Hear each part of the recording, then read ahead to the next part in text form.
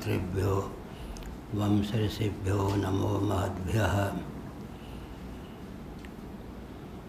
नारायणाखिल गुरो भगवन् नमस्ते शिवाय नमः शिवलिंगाय नमः। तन्मे मनः शिव संकल्पमस्तु सर्वे भवन्तु सुखिनः। नामापिते च मधुरं मधुरं स्वरूपं कर्मापिते च मधुरं मधुरा स्मृतिश्च। बुद्धिं प्रबोधय प्रभो मधुबोधशक्तिं विद्यां प्रयच्छ परमां परिभावयामि। नारायणाखिल गुरो भगवन् नमस्ते शिवाय नमः शिवलिंगाय नमः। तन्मे मनः शिव संकल्पमस्तु नारायण।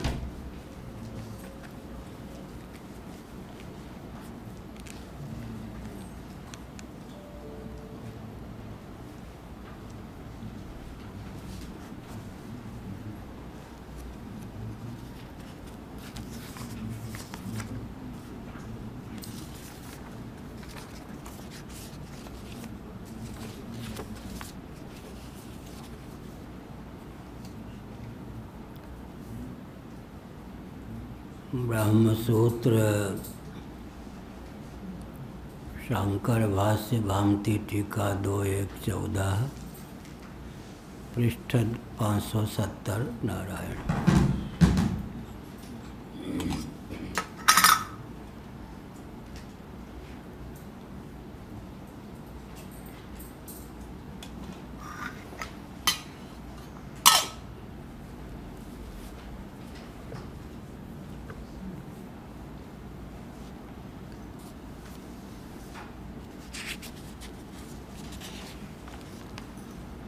तथा ये सत्स्वभावं चेद्विकारजातं कथं कदाचित् असत्। यदि विकार समूह सत्स्वरूपी ही मान्य है तब कभी वह सत कैसे हो सकता है। विकार का अर्थ यहाँ पर कार्य है। कार्य प्रपंच विकार जात का अर्थ है कार्य प्रपंच। यदि सत्य ही स्वीकार्य है मान्य है तब कभी भी वह सत्य कैसे हो सकता है। असत् स्वभावं चेत् कथं कदाचित् सत्। कदाचित् कार्य प्रपंच असत् स्वभाव ही है तो कभी भी सत्य कैसे हो सकता है। ना सत्व विद्यते भावो ना भावो विद्यते सतः। असत तो असत ही है, सत तो सत ही है। ऐसी स्थिति में सदसत्व एकत्व विरोधात् सत असत दोनों का मिला हुआ जिसको सदसत कहते हैं वहाँ तो विरोध है। एकत्र सत असत का सन्निवेश संभव ही नहीं। असत का अर्थ अलीक बंध्यापुत्रादि के सदृश। सत हो गया कूटस्थ ब्रह्म। जगत को किस कोटि में रखेंगे, कार्य प्रपंच को किस कोटि में रखेंगे। यह जो प्रकरण चल रहा है कार्य प्रपंच अनिर्वचनीय है। इस तथ्य की परिपुष्टि के लिए है। विनय पत्रिका के आधार पर हमने कल कहा था कहू का सत्य झूठ का कहू जुगल प्रबल पुनि माने। तुलसीदास परिहरै तीन भ्रम सो आपन पहचाने। कोई जगत को सत्य कहते हैं, नैयायिक इत्यादि तो सत्य ही कहते हैं। अर्थक क्रियाकारी जो पदार्थ होता है वह सत्य कहा जाता है। अर्थक क्रियाकारी का अर्थ हुआ जिससे किसी प्रयोजन या मतलब की सिद्धि होती है वो सत्य है।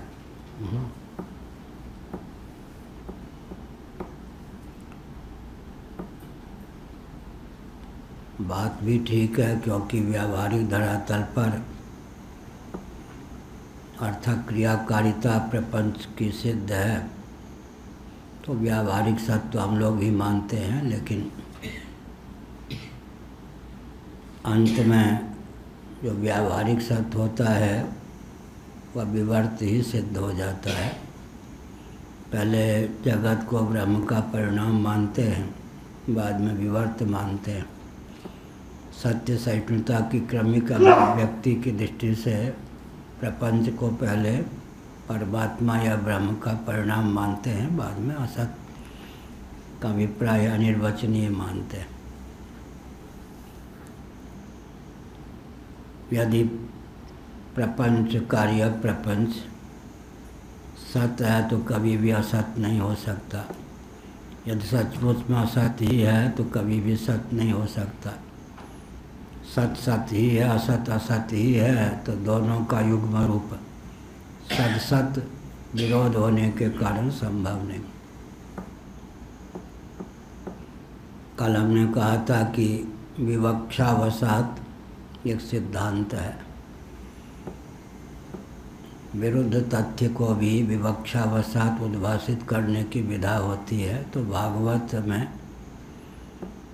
जगत को सदसत कहा गया है। दूसरे स्कंद, तीसरे स्कंद आदि में भागवत की अपनी शैली है। भगवान वेदव्यास विरचित है तो सर्वथा मान्य ही है। तो जगत को सदसत भागवत में कई स्थलों पर कहा गया है। सत भी है, असत भी है। इसका अर्थ क्या हुआ? बंध्या पुत्र आदि के समान अलीक नहीं है,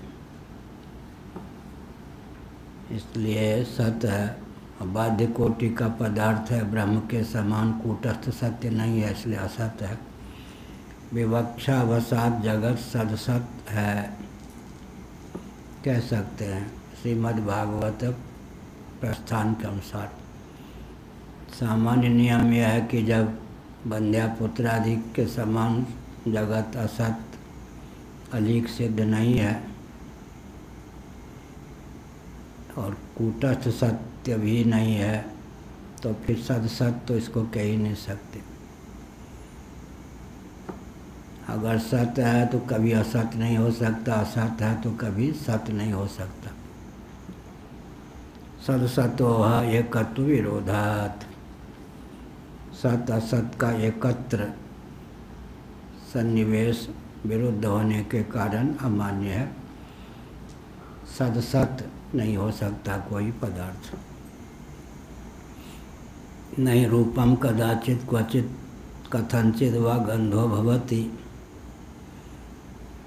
जो रूप है कदाचित कभी, क्वचित कहीं, कथनचित किसी प्रकार गंध हो जाए संभव नहीं। रूप रूप ही होता है, गंध गंध ही है। गंध को हिंदी वाले स्त्रीलिंग में प्रयुक्त करने लगे हैं, तो गंध गंध ही है, रूप रूप ही है।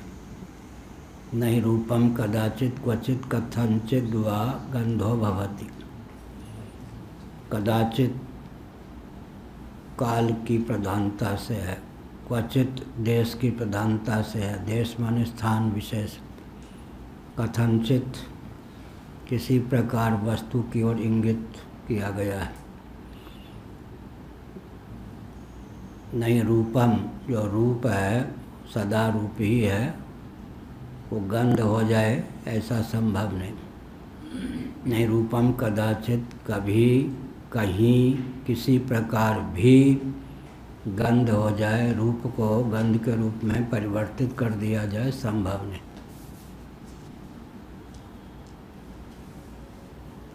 अथ तस्य सदसत्वे धर्मो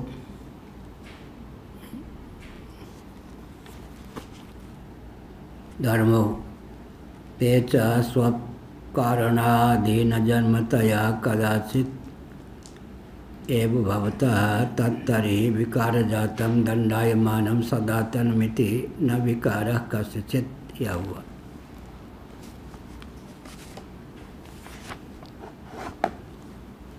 अथ तस्य सत असत्वे धर्मौ विकार कार्य प्रपंच के धर्म मान लेंगे सत असत को, तब क्या होगा? तेज स्व कारणाधीन जन्मतया, उनके कारण के अधीन उनका जन्म स्वीकार करना पड़ेगा। कदाचिदेव भवतः अथ तस्य सदसत्वे धर्मौ तेज स्व कारणाधीन जन्मतया कदाचिदेव भवतः, क्योंकि विकार किसको कहते हैं? कार्य को। कार्य का अर्थ क्या होता है? कभी अदृष्ट गोचर हो, कभी दृष्ट गोचर हो, कभी केवल कारण भावापन्न होकर स्थित हो, तो कभी कार्य के रूप में भी परिलक्षित हो। कारण उसमें अनुगत हो। दूध का विकार दही है परिणाम, लेकिन दही से फिर दूध की निष्पत्ति नहीं हो सकती है। इस प्रकार का परिणाम जगत को नहीं मानते हैं। यहाँ पर मृद घट आदि के समान परिणाम माना जाता है, सुवर्णाभूषण आदि के समान परिणाम माना जाता है। मिट्टी की विद्यमानता है, घट आदि कार्य के रूप में मिट्टी उल्लसित है। मिट्टी के द्वारा जलानयन आदि प्रयोजन की सिद्धि, अर्थक क्रिया कारिता की सिद्धि नहीं होती है, लेकिन घट के द्वारा जलानयन आदि प्रयोजन की सिद्धि हो जाती है। आकृति विशेष और अर्थक क्रियाकारिता में विशेषता, नामगत भिन्नता होने पर भी कल हमने बताया वस्तुगत भिन्नता नहीं है तत्वतः। नाम आकृति माने रूप और अर्थक क्रियाकारिता माने प्रयोजन की सिद्धि। तीनों में भेद होने पर भी वस्तु सत्य ही हो, कारणात्मक न माने स्वतंत्र सत्य हो, ऐसा संभव नहीं। घट नाम भी पृथक हो गया, आकृति भी मिट्टी से भिन्न हो गई, अर्थक क्रियाकारिता में भी भेद आ गया। तथापि मृत्तिकेत्येव सत्यम, उपादानभूत मिट्टी ही सत्य है, न कि घट। नाम भेद रूप भेद माने आकृति में भेद, अर्थक क्रियाकारिता में भेद होने पर भी वस्तुगत भेद नहीं है। उपादान क्या चाहिए? क्या चाहिए? कुछ चाहिए? ठीक। उपादान कारण उपादेय में अनुगत ही रहता है, यह अभिप्राय। ताम्र पात्र में ताम्र की विद्यमानता है, केवल तांबा रख के रख दे तो लोटा का काम उससे नहीं सज सकता। आकृति इसकी अलग है, इसका प्रयोजन भी पृथक है, कार्य करने की क्षमता इसमें पृथक है। नाम भी फिर लोटा हो गया, ढक्कन हो गया, लेकिन ताम्र पात्र में से ताम्र को सूक्ष्म बुद्धि के द्वारा कर्षित कर लेने पर ताम्र पात्र की न सत्ता रहती है, पृथक न उपयोगिता। यहाँ सूक्ष्म बुद्धि, डंडा लेकर हम किसी के पीछे पड़ जाएं, ऐसा नहीं। ईश्वर जब प्रलय करेंगे तब प्रलय करेंगे, हम प्रलय के देवता थोड़े हैं क्या?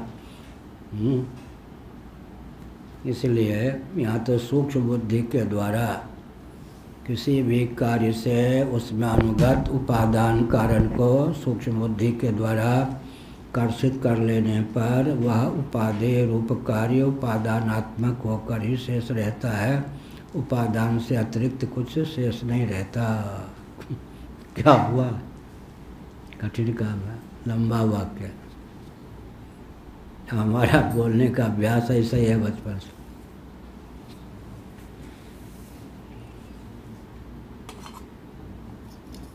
ताम्र का अर्थ क्या होता है? तांबा।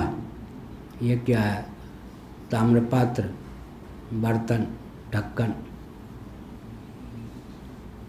सूक्ष्म बुद्धि के द्वारा टोटली माइनस कर देंगे तांबे को, तो ये पात ढक्कन रहेगा क्या? इसकी उपयोगिता रहेगी क्या?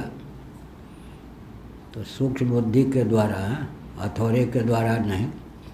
आकाश को हथौड़े के द्वारा आप थोड़े नष्ट कर सकते हैं, वायु पर हथौड़ा मार के।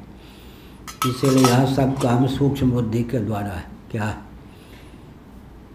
कार्य की विद्यमानता की दशा में भी कार्य में अनुगत जो उसका मूल मैटर उपादान कारण होता है वही सत्य होता है।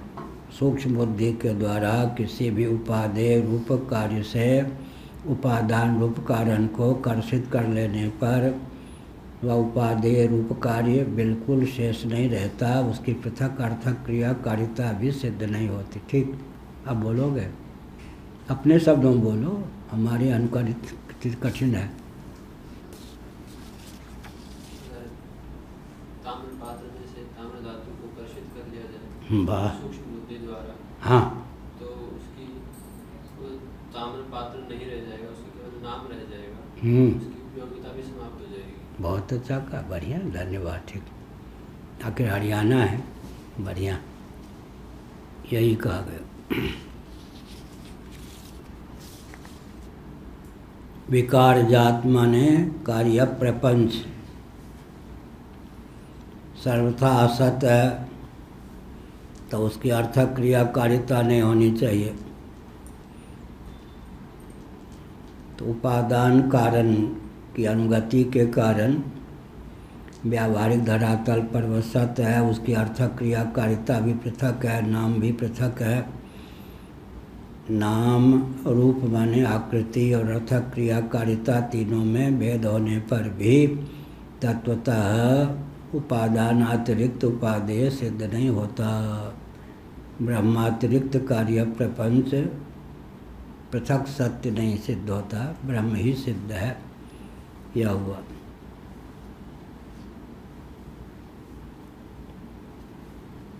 सदसतो एकत्व विरोधात् प्रपंच वंध्यापुत्र आदि के समान सर्वथा असत्य नहीं है, ब्रह्म के समान कूटस्थ सत्य नहीं है। तब यही अनिर्वचनीयता का प्रयोजक है। क्या?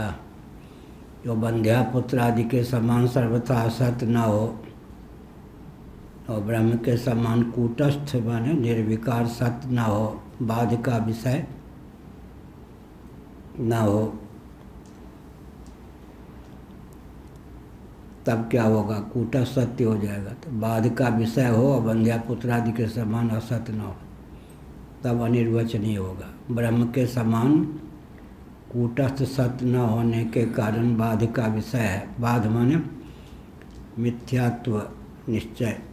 ना प्रतीतिस्तयोर्बाधः किंतु मिथ्यात्व निश्चयः पंचदशी। तयोः माने जीव जगतो है। जीव और जगत की और प्रतीति का नाम बाध नहीं है, मिथ्यात्व निश्चय का नाम बाध है। ना प्रतीतिस्तयोर्बाधः किंतु मिथ्यात्व निश्चय। प्रतीति बनी रहे फिर भी मिथ्यात्व का निश्चय हो जाना ही बाध है। बाधोत्तर अप्रतीति का महत्व है, बाध के बिना अप्रतीति का महत्व नहीं है। स्वप्नावस्था में स्थूल प्रपंच की अप्रतीति बनी रहती है और सुषुप्ति अवस्था में स्थूल तथा सूक्ष्म दोनों प्रकार के प्रपंच की अप्रतीति हो जाती है। महाप्रलय में कोई भी कार्य कारण भाव शेष नहीं रहता, सब ब्रह्म से एकीभूत होकर शेष रहते। अप्रतीति की बात नहीं है, मिथ्यात्व निश्चय का नाम बाध है। ना प्रतीतिस्तयोर्बाधः किंतु मिथ्यात्व निश्चयः। तयोः का अर्थ है जीव जगतो है।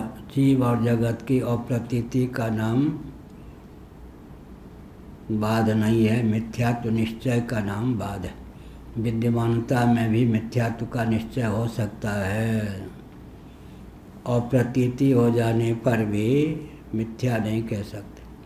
उदाहरण, मंद अंधकार में निपतित रज्जु खंड में, मंद अंधकार में जो रस्सी हो उसमें सर्प बुद्धि हो जाती है,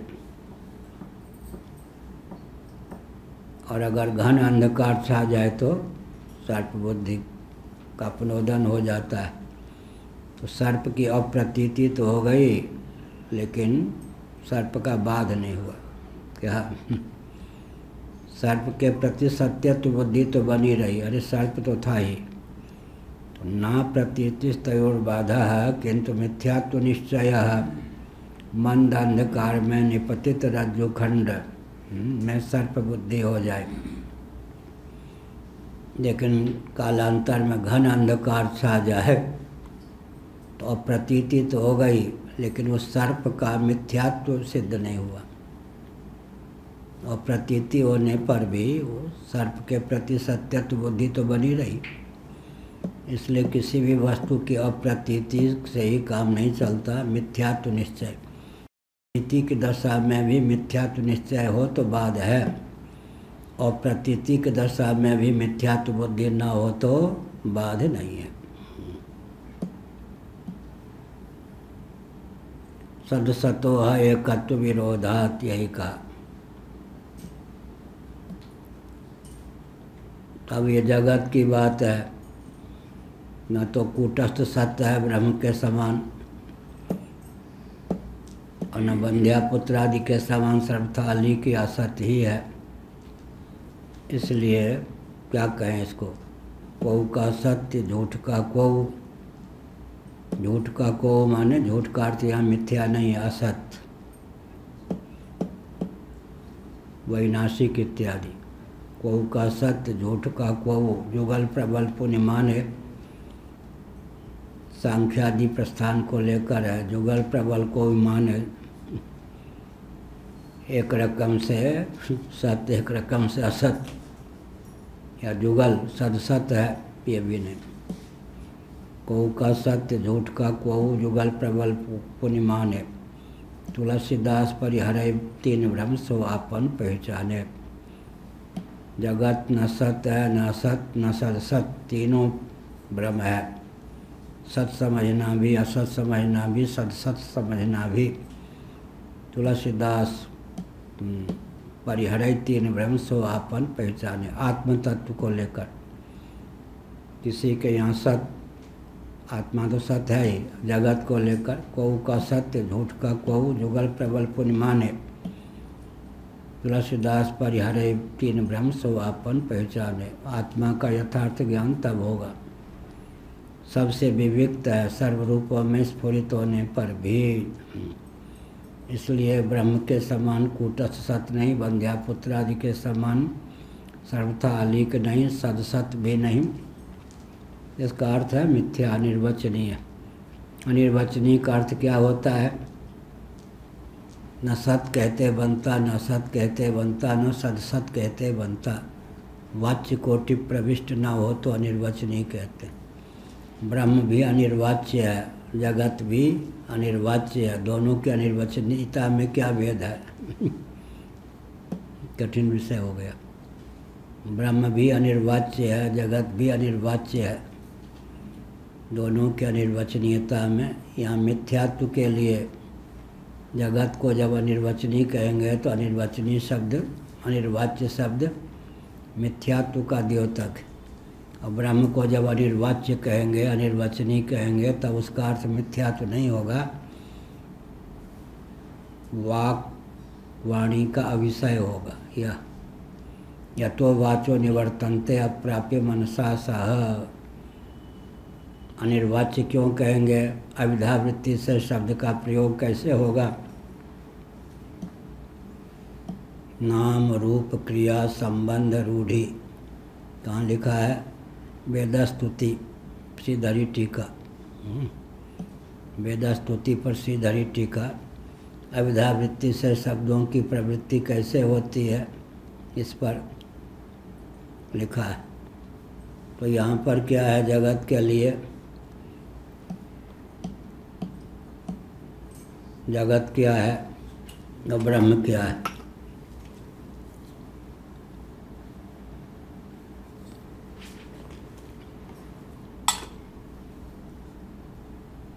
जाति परक, रूढ़ि परक शब्दों की भी प्रवृत्ति अविधा वृत्ति से होती है। ब्रह्म जो है अविधा वृत्ति से शब्द प्रवृत्ति के जितने हेतु हैं,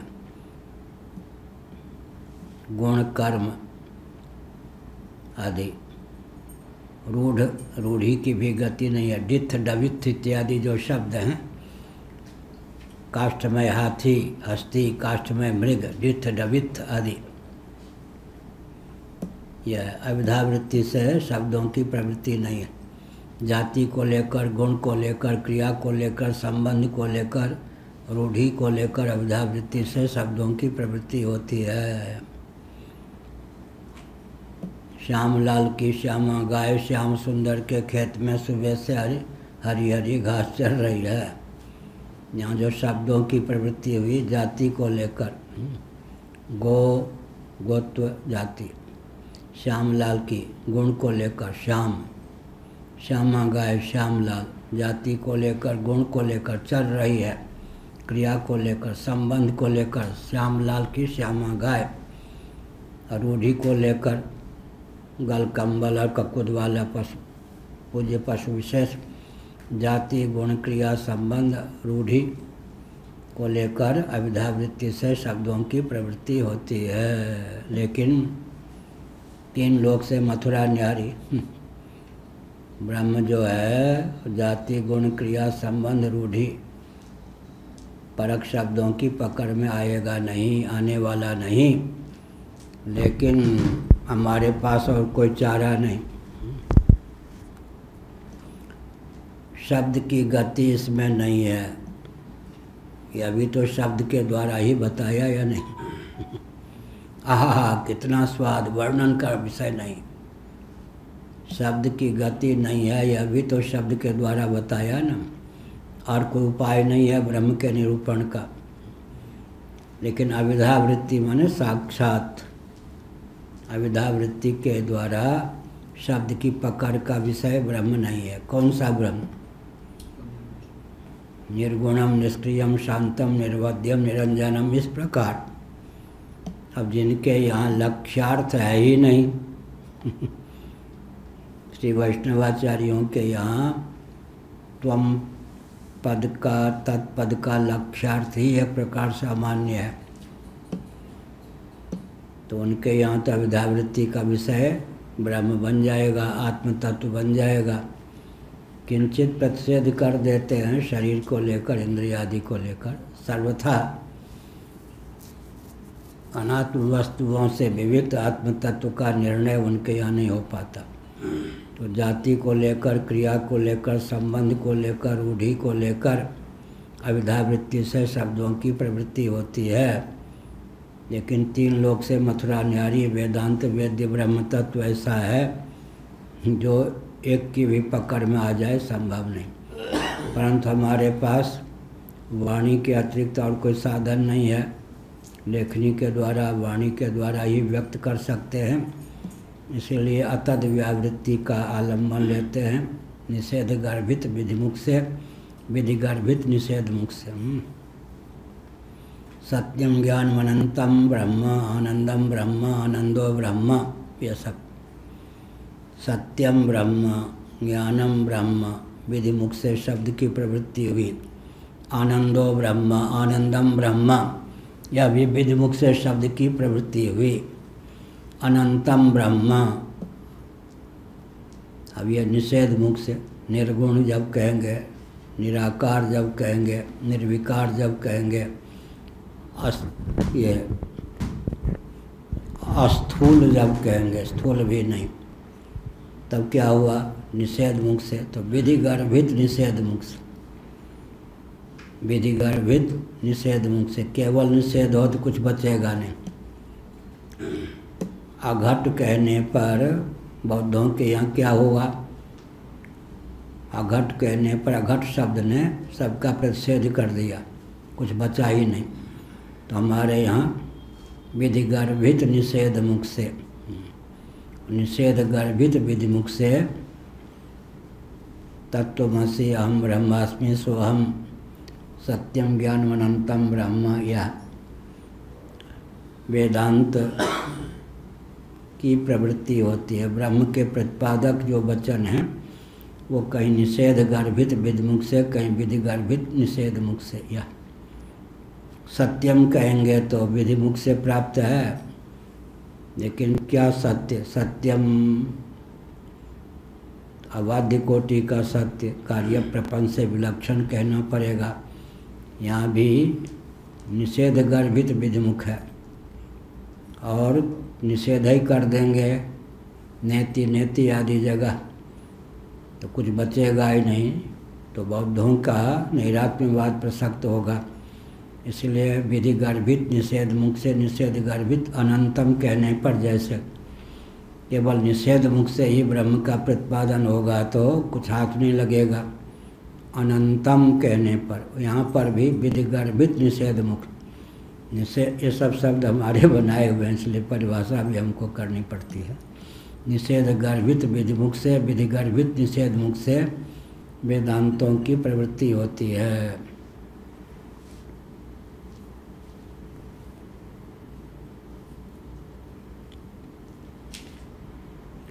अथ तस्य सदसत्वे धर्मोते च स्वकारणाधीन जन्मतया कदाचिदेव भवत तत्तर्हि विकार जातम दंडायमानम सदातनमिति न विकार कस्यचित्। अब कहते हैं सत असत उसका धर्म है। अगर यह कहते हैं हम तो धर्म असत भी हो गया, भी हो गया, तो धर्मी का अस्तित्व रहता है तब तो धर्म की सिद्धि होती है ना। धर्मी ही न रहे तो धर्म की सिद्धि कैसे होगी? असत भी धर्म है उसका, धर्म सत भी धर्म है, तो फिर क्या हुआ? धर्मी हो रहा है या नहीं? जब असत धर्म का तो भी धर्मी की विद्यमानता में ही तो असत रूप धर्म होगा, और धर्मी की विद्यमानता में ही सद्रूप धर्म होगा। इस प्रकार से सत असत को अगर उसका हम धर्म कहेंगे तो उसका अपलाप नहीं होगा। तो धर्मी तत्व की विद्यमानता माननी ही पड़ेगी, यह अभिप्राय। विकार कहाँ था ऐसा? क्वचित कचा न अथ तस्य सदसत्वे धर्मौ ते च स्वकारणाधीन जन्मतया कदाचिदेव भवतः तत्तर्हि विकार जातम दंडायमानम सदातनमिति न विकार कस्यचित्। अगर हम कार्य प्रपंच को सत असत धर्म वाला मानेंगे तब क्या होगा? जैसे कोई वस्तु है, कभी अव्यक्त होकर है, कभी व्यक्त होकर है, तब उसका अस्तित्व तो मानना ही पड़ेगा। जब व्यक्त होकर है तब तो अस्तित्व मानेंगे, कभी अव्यक्त होकर है तो व्यक्त भाव का प्रतिषेध होने पर भी अस्तित्व का प्रतिषेध नहीं हुआ। सत असत जिसके धर्म है वो धर्मी की विद्यमानता में ही धर्म होगा या नहीं? अग्नि तत्व दाह को प्रकाशक है, ये कह दें थोड़ी देर के लिए कि दाह और प्रकाश अग्नि के धर्म हैं, तब फिर क्या मानना पड़ेगा? अग्नि तत्व है या नहीं? धर्मी के बिना धर्म की सिद्धि नहीं होगी। सत असत, सत असत जिसके धर्म है तो असत धर्म कहने पर भी वो धर्मी तो असत नहीं हुआ ना। सत असत धर्म सिद्ध हुए, धर्मी तो असत सिद्ध नहीं हुआ। वो धर्मी की विद्यमानता तो माननी पड़ेगी। ये सब कठिन विषय है। क्यों? कठिन विषय की आवश्यकता क्यों है? इससे क्या होता है कि बुद्धि इतनी सूक्ष्म होती है, शुद्ध भी होती जाती है, बिना शुद्ध बुद्धि के समझ में ना आवे, सूक्ष्म भी होती जाती है। तो फिर क्या होता है?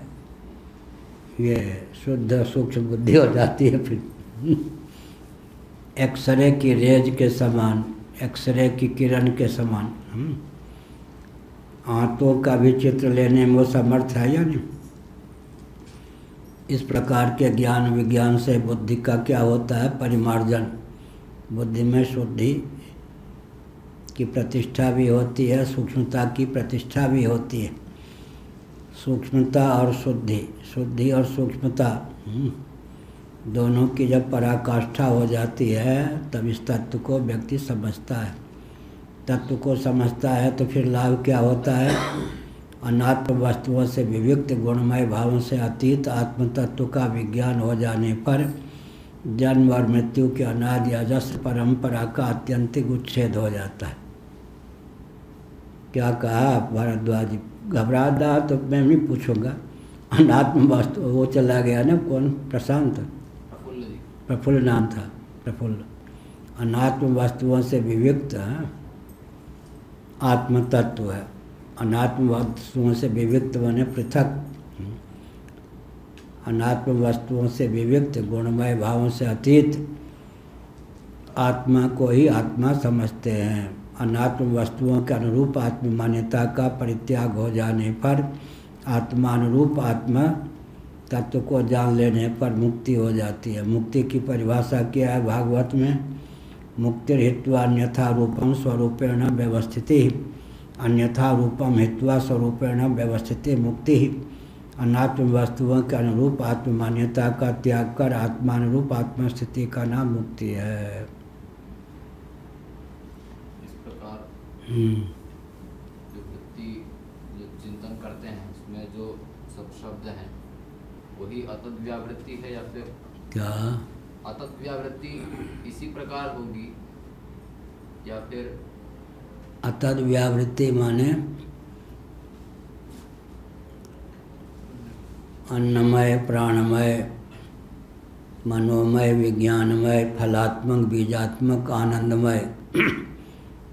अब बाह्य जगत में पृथ्वी आदि है और अभ्यंतर जगत में, आध्यात्मिक जगत में अन्नमय का अर्थ हो गया स्थूल शरीर, प्राणमय, मनोमय, विज्ञानमय का अर्थ हो गया सूक्ष्म शरीर। सूक्ष्म शरीर के अंतर्गत 3 कोष हैं, प्राणमय, मनोमय, विज्ञानमय, क्रिया शक्ति, इच्छा शक्ति, विज्ञान शक्ति। फिर आनंदमय कोष के हम 2 विभाग करते हैं, फलात्मक, बीजात्मक। फलात्मक नाम हमारा रखा हुआ है। फलात्मक आनंदमय कोष का अर्थ होता है प्रिय, मोद और प्रमोद, जो कि जागृत और स्वप्न में प्राप्त है। सुषुप्ति में भी आनंदमय कोष है, उसका नाम हमने रखा है बीजात्मक आनंदमय कोष। इन सब से विविक्त अतीत 5 कोशों से विविक्त और अतीत आत्म तत्व इनका साक्षी और अधिष्ठान स्वरूप है। इस तरह का बोध। फिर इसमें तो शब्द प्रवृत्ति मानेंगे, इन्हीं सब शब्दों को जो इस प्रकार की वृत्ति को बनाने में प्रयुक्त होते हैं उन्हीं को मानेंगे वो शब्द। क्या ब्रह्म तक अतद व्यावृत्ति, शब्द कालम अतद व्यावृत्तिया, अतद व्यावृत्तिया, शब्द लक्षित करा के स्वयं भी शांत हो जाता। क्या इन सब शब्दों को मानेंगे? शब्द का आलम्बन नहीं लेंगे तो मनोभाव ही नहीं बनेगा, शब्दात्मक ही होगा, क्योंकि गंध का विषय उसको बना नहीं सकते। क्या और गंध रस चाट वाट तो सकते नहीं, चटनी तो है नहीं, साकार है नहीं कि रूप नेत्रों का विषय बना लें। 5 ज्ञानेंद्रियां हैं ना, नासिका का विषय बना नहीं सकते, रसनेंद्रिय का विषय बना नहीं सकते, आँख का विषय बना नहीं सकते, त्वक का विषय बना नहीं सकते। अब कौन रह गया? शब्द। तब श्रोत्र इंद्रिय की महिमा तो है, लेकिन निरूपण के समय वाक इंद्रिय विजयी हो जाती। यहाँ वाक का ही है। क्या गुरुमुख से श्रवण किया, लेकिन गुरुमुख से जो श्रवण किया तो गुरुजी ने प्रतिपादन किससे किया? वाक से। यद्यपि गुरु परंपरा की दृष्टि से ज्ञान प्राप्त है, श्रोतव्य, वहाँ पर श्रोतव्य भी है, वक्तव्य नहीं है, श्रोतव्य। लेकिन प्रधानता हो जाती है वाक की। गुरु ने भी तो बोला तब हमको यह ज्ञान प्राप्त हुआ। तो शब्द ही एक ऐसा हमारे पास साधन है जिसके द्वारा हम उसको क्या कहते हैं, समझ सकते हैं भाव जगत में कि ऐसा है, इन सब से विलक्षण है। शब्द ही, शब्द की एक है शब्दातीत, भी तो शब्द हुआ या नहीं? शब्दातीत है, निरूपण से अतीत है, अनिर्वचनीय है, यह भी तो शब्द है। शब्द की यह विशेषता है कि शब्द अपने से भी अतीत वस्तु का विज्ञान करा दे। तो शब्द के अतिरिक्त और कोई उपाय नहीं। शब्द का आलम्बन लेते हैं, फिर उस शब्द के आधार पर मन माने बुद्धि अंतःकरण को बना करके फिर अतद व्यावृत्ति से, सर्वथा निषेध भी नहीं, सर्वथा विहित भी नहीं, बंध्या पुत्र आदि के समान अलिक पदार्थ तो है नहीं, सर्वथा निषेध। इसलिए नेति में नो इति है ना, इति भाववाचक है, नो निषेध है। नो इति, नो इति, इति माने साक्षात अपरोक्ष है, तो उसके अस्तित्व का आप लाभ तो कर ही नहीं सकते। लेकिन अतद व्यावृत्ति, अतद व्यावृत्ति माने अनात्म वस्तुओं का प्रतिषेध। इसलिए मुक्तिर हित्वा अन्यथा रूपम स्वरूपेण व्यवस्थिति ही, अन्यथा रूपम हित्वा स्वरूपेण व्यवस्थिति मुक्ति ही हुआ।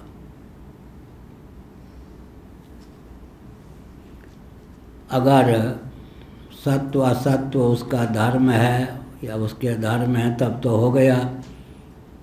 जिस काल में सत्व है उस काल में भी वो है, जिस काल में असत्व है उस काल में भी वो है। तो दंडायमान का मतलब उद्दीप्त, वो तो बना ही रह गया। सत्व असत्व जिसके धर्म होंगे उसके असत्व का प्रतिपादन तो संभव ही नहीं है। असत्व भी धर्म, सत्व भी धर्म, तो बिना धर्मी के धर्म की सिद्धि नहीं होगी। जब हम असत्व को धर्म कहेंगे तो भी धर्मी की विद्यमानता माननी पड़ेगी, जब सत्व को धर्म कहेंगे तब भी धर्मी की विद्यमानता माननी पड़ेगी। यह अर्थ हुआ। कोई ऐसा तत्व है जो कभी व्यक्त है कभी अव्यक्त है, उदाहरण के लिए, तो उसका अस्तित्व तो मानना ही पड़ेगा ना। कभी अव्यक्त है कभी व्यक्त है, तो उसका अस्तित्व तो मानना ही पड़ेगा। इसी प्रकार सत्य और असत्य, सत्य और असत्य उसका धर्म है, तो धर्मी की विद्यमानता के बिना धर्म की सिद्धि नहीं होगी। इसका अर्थ क्या हुआ? वो तो सद यहाँ पर दंडायमान उसका अस्तित्व बना ही रहेगा।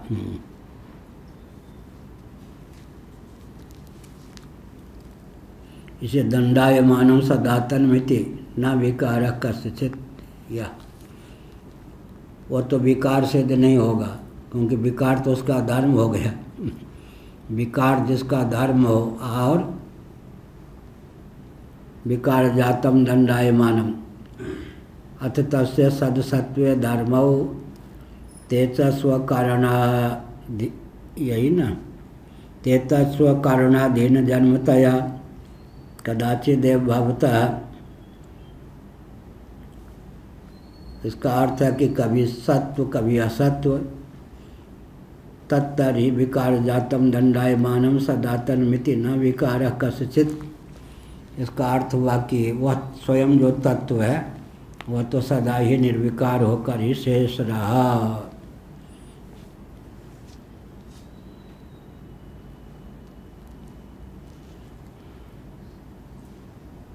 यथा सत्व समय तन्नास्ति यथा असत्व समय, यथा सत्व समय तन्नास्ति कस्यतरि धर्मो सत्वम। अब अथ असत्व समय तन्नास्ति, अगर कहें कि असत्व के समय वह नहीं है, कस्यतरि धर्मो सत्वम, तो कौन है जिसका धर्म असत्व है? धर्मी तो जब हम कहेंगे असत्व उसका धर्म है, तभी तो धर्मी की विद्यमानता होगी ना। नहीं धर्मण्य प्रत्युत्पन्ने तद्धर्मो सत्वम प्रत्युपन्नम उपपद्यते। धर्मी ही जब असिद्ध है तब उसके धर्म की गाथा तो ही सर्वथा सिद्ध ही है। अप्रत्युत्पन्न है, अगर धर्मी असिद्ध ही है तो धर्म की गाथा तो विचित्र ही है। किसी का धर्म तभी है जब वो धर्मी शेष है, धर्मी विद्यमान है, तो जब असत्व कहा तो अभी तो धर्मी की विद्यमानता हो गई, असत्व कहा तब तो धर्मी है ही। तो सत्व असत्व जिसका, सत्य असत्य जिसका धर्म है वो तो क्या है, सदा विद्यमान ही है, सदा अस्तित्व संपन्न ही है। धर्मी की विद्यमानता रहने पर भी विरुद्ध धर्म की दाल गलती या सकल विरुद्ध धर्माश्रय ब्रह्म तत्व हुआ। जो तत्व कभी व्यक्त है, कभी अव्यक्त है, कभी प्रपंचाकार है, प्रपंच के रूप में उल्लसित होता है, कभी प्रपंच के रूप में उल्लसित नहीं होता। महाप्रलय में उसमें संकोच है क्या? फिर वो गीता के 8वें अध्याय से खुलेगा यह व्यक्त और अव्यक्त। एक है व्यक्त, एक है अव्यक्त, एक है सनातन अव्यक्त, अक्षर अव्यक्त। गीता का 8वां अध्याय। महाप्रलय में अव्यक्त दशा में प्रपंच, विकार जात प्रपंच, सृष्टि के समय व्यक्त दशा में। तो ये व्यक्त अव्यक्त किसकी स्थिति हुई? सृष्टि कभी व्यक्त है, कभी अव्यक्त है, लेकिन जो व्यक्त होकर अव्यक्त होकर उद्भासित है वो तो सदा एक रस हुआ या नहीं। तो वो माया पे चला गया लक्षण, शक्ति पे लक्षण चला गया। क्या मिट्टी जो है कभी घट के रूप में व्यक्त है, कभी घट के रूप में व्यक्त नहीं है। तो मिट्टी को घट के रूप में दिखाने वाली और घट के रूप में न दिखाने वाली कौन हो गई? मृनिष्ठ घटोत्पादनी शक्ति ना। इसी प्रकार से गीता के 8वें अध्याय के रूप में अव्यक्त जो माया प्रकृति है, कभी जगत के रूप में प्रकट है, कभी जगत के रूप में न होकर बीज रूप में स्थित है। तो व्यक्त और अव्यक्त किसका स्वभाव हुआ? माया का, शक्ति का। अधिष्ठान भूत जो तत्व है वो तो एक रस हो गया। तो फिर जगत का सत्य हुआ, जगत का सत्य हुआ। सृष्टि काल में जगत का सत्य हो गया, प्रलय में जगत का सत्य हो गया। ये जिसके धर्म हो गए। वास्तव में आत्म तत्व को, ब्रह्म तत्व को दो रूपों में दिखाने वाली, कभी सत्व के रूप में, कभी असत्व के रूप में वो प्रकृति हो गई, शक्ति हो गई। लक्षण बजर गया किस पे? शक्ति पर। लेकिन सदा अव्यक्त, सदा अव्यक्त। प्रकृति क्या है? कभी व्यक्त, कभी अव्यक्त। और ब्रह्म क्या है? सदा अव्यक्त। तो गीता का 8वां अध्याय सनातन अव्यक्त, अक्षर अव्यक्त उसको कहा, अक्षर अव्यक्त। अब प्रकृति क्या करती है? कभी व्यक्त होकर, कभी अव्यक्त होकर। उसमें भी दो प्रकार है पंचदशी आदि में। जैसे मिट्टी में घटादि, तो मिट्टी घटादि के रूप में परिणत हो जाए। मृतपिंड, मिट्टी का जो पिंड है वो घट बन जाए तो उस समय पिंड नहीं रहता। तो माया जब जगत बन जाती है तब माया नहीं रहती। एक प्रकार ये है। लेकिन माया जगत बन जाने पर भी शेष रहती है, और जगत न रहने पर भी अव्यक्त रूप में रहती है। यह माया का सर्वथा परिणाम जगत हो जाता है, और जगत के रूप में परिणत होने पर भी माया शेष रहती है। पंचदशी की एक प्रक्रिया है कि सृष्टि दशा में तो माया जगत के रूप में परिणत हो जाती है। महाप्रलय में माया और जगत जो है वो कार्य प्रपंच ऊपर चलता चलता अंत में अव्यक्त होकर शेष रहता है। मानो सृष्टि दशा में माया नहीं रहती, अव्यक्त जो है वही व्यक्त भावापन जगत हो जाता है। एक प्रक्रिया यह है पंचदशी की, स्थूल दृष्टि से समझाने के लिए। दूसरी प्रक्रिया क्या है? तो माया भी अनिर्वचनीय। जब सृष्टि के रूप में व्यक्त होती है तो अभी उसका अस्तित्व बना रहता है। महाप्रलय में जब अव्यक्त रहती है तो अभी अस्तित्व बना रहता है। उसमें कहा गया मिट्टी में रहने वाली स्निग्धता शक्ति जब घट के रूप में परिणत हो जाए, मिट्टी घट के रूप में परिणत हो जाए तो उसकी शक्ति उसमें व्यक्त होकर ही है, पृथक से नहीं। एक सिद्धांत है कि कार्य रूप में शक्ति परिणत होने पर भी अनिर्वचनीय रूप में शेष रहती है। कभी शक्ति अव्यक्त होकर, कभी व्यक्त होकर, व्यक्त दशा में भी शक्ति की विद्यमानता, अव्यक्त दशा में भी। एक है कि अव्यक्त दशा में शक्ति है, और व्यक्त दशा में उसी का नाम प्रपंच है, विश्व है। इस समय माया शक्ति नहीं है इस दृष्टि से। और माया शक्ति क्या है?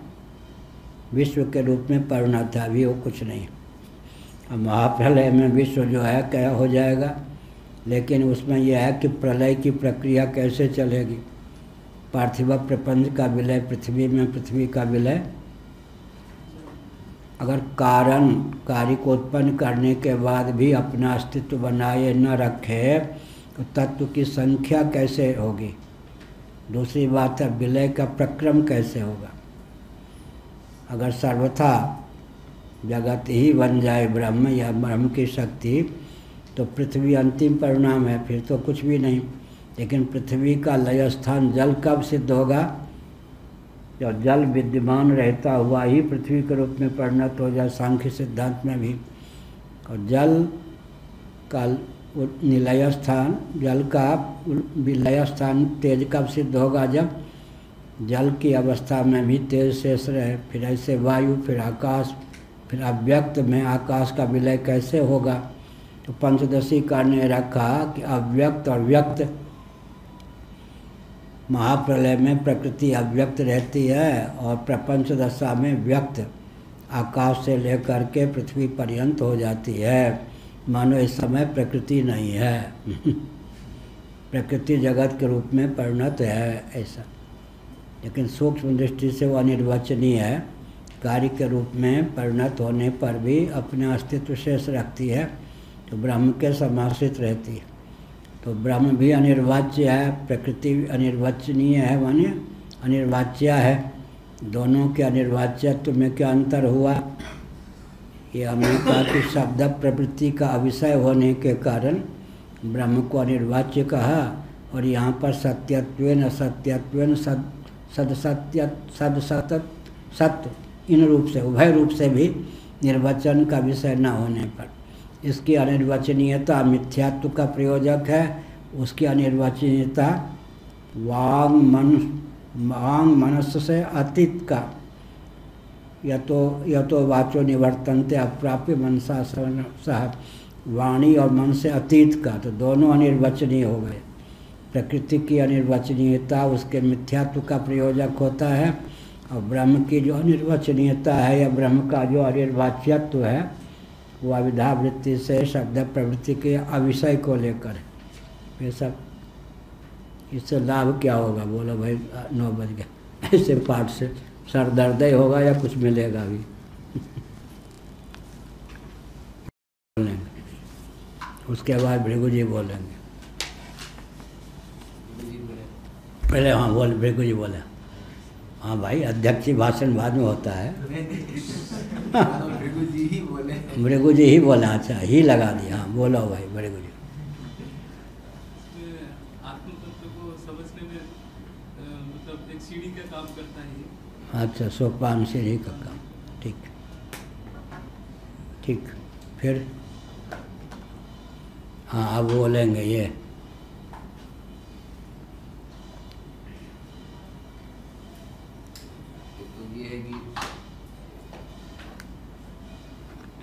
से खोल के विचार करने पर सत मानने वालों को, असत मानने वालों को, नास्तिक इत्यादि को लिया, सदसत मानने वालों को भी लिया। जो सीधे सीधे भी यदि श्रुति ने प्रतिपादित किया होता तो इतनी ज्ञान में इतनी परिपुष्टता नहीं आती, कहीं ना कहीं संशय बना रहेगा। तो वो बिल्कुल संशय विहीन अडोल ज्ञान जिसको आप विनोबा जी का शब्द है गीता में, अविकम्प योग, सो विकम्पे न योगे न। विनोबा जी ने अनुवाद किया अडोल। तो वो प्रकृति सहित प्रपंच की अध्यस्तता का जो अचंचल निश्चय है, उसके अडोल में, उसके अविकम्प में ये सब जो शास्त्रार्थ हैं, ये सब हेतु है। इससे ज्ञान बहुत परिपुष्ट होगा। व्यवहार में क्या विशेषता आएगी जी? व्यवहार में क्या विशेषता होगी? व्यवहार में भी भाजपाई, कांग्रेसी, कम्युनिस्ट आदि से पाला पड़ जाए तो इस ज्ञान का क्या उपयोग करेंगे? इतनी सूक्ष्म बुद्धि होगी कि सामने वाला व्यक्ति जिस स्थिति में है उसको वर्तमान में देख करके भविष्य में भी वो क्या क्या कर सकता है, कहाँ तक जा सकता है, उसके आधार पर पहले ही व्यूह रचना बना सकते हैं। कि वो बहुत स्थूल बुद्धि से वो काम करेगा तो वो पकड़ में जल्दी आ जाएगा कि यही करेगा, वो बात पक्की होगी क्योंकि बुद्धि इतनी स्थूल होगी तो वही करेगा, उसकी सीमा सामने आ जाएगी तो व्यवहार बहुत सूक्ष्म हो जाएगा। क्या होगा फिर? जिनके उर चक्षु खुले उपजे आत्मज्ञान, किनके आगे ना चले चतुराई और सियान। बोलो भरद्वाज, लिखी लो। जिनके उर चक्षु खुले, जिनके उर चक्षु खुले, लिख रहे? अच्छा, भूल गए तो लिखना। जिनके उर चक्षु खुले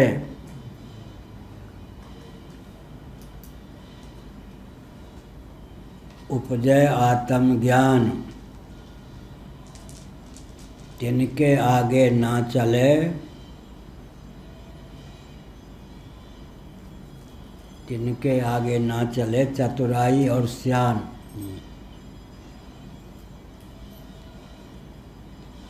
सियान माने सयानापन, सयाना मंडी बुलंदशहर में। जिनके उर चक्षु खुले उपजे आत्मज्ञान, तिनके आगे ना चले चतुराई और सियान। सूरज ढलता ना दिखे, बढ़ती दिखे न बेल, साधु भजन करता ना दिखे, यह कुदरत के खेल। क्या कहा वरद, ये क्या मृग जी? सूरज ढलता ना दिखे, बढ़ता, सूरज बढ़ता ना दिखे, ढलता ना दिखे, चल बढ़ती दिखे न बेल, साधु भजन करता ना दिखे, यह कुदरत के खेल।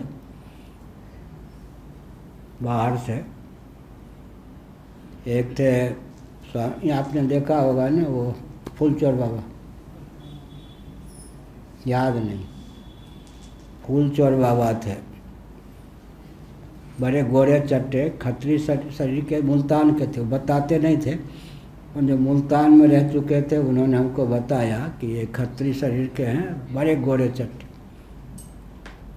युवावस्था में नर्मदा तट पे घूम रहे थे, हमको बहुत मानते थे, और कमंडल अमंडल कुछ हमको दे दें, धोखे से हम बोल दें उन्होंने दिया तो बहुत गाली देते थे।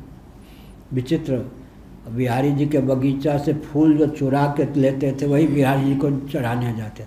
कितनी पिटाई हुई उनकी, लेकिन कोई इतना फूल दे दे खरीद के फेंक देते। चोरी किए हुए फूल ही बिहारी जी को चढ़ाते थे। उनका नाम हो गया फूल चोर बाबा। कई जगह बहुत पिटाई लगी, लेकिन वो फूल जो चोरी करके लाएंगे वही बिहारी जी को देते। फूल चोर बाबा उनका नाम था। तो उन्होंने हमको बताया कि ये नर्मदा के तट पे शाम को एक बाबा ऐसा लेटा हुआ था। ये युवक थे, ये भी बाबा थे। उन्होंने कहे लाज नहीं आती, घर द्वार छोड़ के बाबा बना, सूर्यास्त के समय लेटा हुआ है, उठ भजन कर। बाबा ने ऐसे करके आँख मिचली, फिर इन्होंने गाली दी। तो उन्होंने कहा यहाँ कान लगा, यहाँ कान लगा, यहाँ कान लगा, सब जगह राम राम। अब किसके कंडे हैं मालूम है? किसका ना करवी कौन था नाम? कौन में कौन बाई? कर्मी बाई क्या? हाँ, एक बाबा जा रहे थे, क्या नाम? कर्मा बाई कुछ नाम ऐसा नहीं, वो उनको पता होगा। क्या नाम था?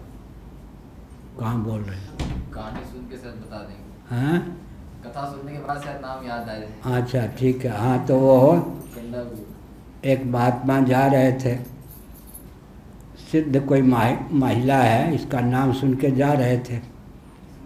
और वो जो कंडे होते न गोबर के, वो दो महिलाएं झगड़ रही थी, हमारे कंडे तुमने चुरा लिए। वो कहती नहीं नहीं, शपथ खवाले नहीं, एक जगह रखे होंगे, घुल मिल गए होंगे इधर उधर। उन्होंने सोचा ये तो कंडे को लेकर झगड़ रही है, ये कहाँ सिद्ध हो सकती है? तो वो समझ गई। उन्होंने कहा सुन बाबा, तू जज बन जा, फैसला कर दे, मेरे कंधे क्या फैसला करे। जिस कंधे से राम राम आवाज़ आवे समझो मेरे कंधे हैं। तब समझ गए झगड़ रही है वो तो सिद्ध है। हाँ? ऐसे क्या कहा, सूरज ढलता ना दिखे, बढ़ती दिखे न बेल, साधु भजन करता ना दिखे, यह कुदरत के खेल। जिनके उर चक्षु खुले उपजे आत्मज्ञान, तिनके आगे ना चले चतुराई और श्यान। वो हो गया कौन? चलो हो गया, प्रसाद पाइए घंटे में। सहजो भाई नाम है, सहजो भाई। हैं? सहजो भाई अलग है वो। कर्मा भाई कौपर नाम था, कर्मा भाई सिद्ध थी महिला। ठीक, आप तो गाते हैं कर्मा भाई, जो राजस्थान की, महाराष्ट्र की गुरुदेव बता रहे हैं। हाँ, कर्मा देवी की खिचड़ी, वो खिचड़ी भगवान, उसके खिचड़ी पे भगवान लोट पोट होते थे और बिना नहाए धोए खिचड़ी बना के भगवान को लगाती थी। वो बाल गोपाल पाते थे। नामदेव की बहन से थी। तो एक बार कोई संत आए, उन्होंने कहा अरे तू ये गलत काम करती है ना, नहा के धो के पवित्र हो के खिचड़ी बनाए कर। अब वो गोपाल जी रूठ गए। तो देर किया क्यों किया खिचड़ी बनाने में? बाबा ने हमको कहा ना। अरे बाबा को कहने दे मुझे, तू जिस उठते ही मुझे खिचड़ी बना के दिया कर। हो गया प्रसाद पावन।